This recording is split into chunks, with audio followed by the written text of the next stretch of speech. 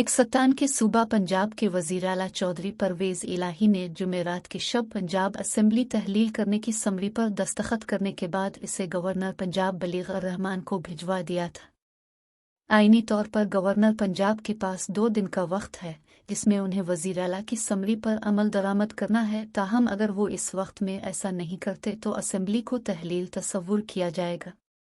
Assembly की तहलील के साथ ही सूबे में निगरान हुकूमत के क़याम के लिए कार्रवाई का आगाज़ होगा जो पंजाब में आइंदा इंतख़ाबात करवाएगी। आइन के मुताबिक अगर कोई असेंबली अपनी मुकर्ररा मुद्दत मुकम्मल करने से पहले ख़त्म हो जाए तो इलेक्शन कमीशन ऑफ पाकिस्तान 90 रोज़ के अंदर इस सूबे में इंतख़ाबात करवाने की पाबंद है। रमे PTI इमरान खान दोनों सूबों में असेंबलियां तहलील करके वफाकी हुकूमत पर दबाव डालना चाहते थे कि वो कौमी असेंबली समेत दीगर असेंबलियों को भी तहलील करे और पूरे मुल्क में एक ही वक्त में क़ब्ल अज़ वक्त इंतख़ाबात करवाए। वफाक में हुक्मरान सियासी जमातों के इत्तेहाद पाकिस्तान डेमोक्रेटिक मूवमेंट की क़यादत ने ताहाल कोई इंदिया नहीं दिया कि वो ऐसा करने का इरादा रखते हैं।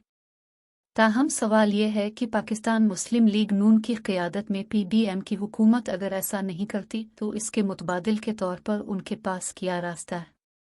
क्या वो वज़ीर आला पंजाब की असेंबली को तहलील करने की समरी पर अमल दरामद रुकवाने की कोशिश करेंगे?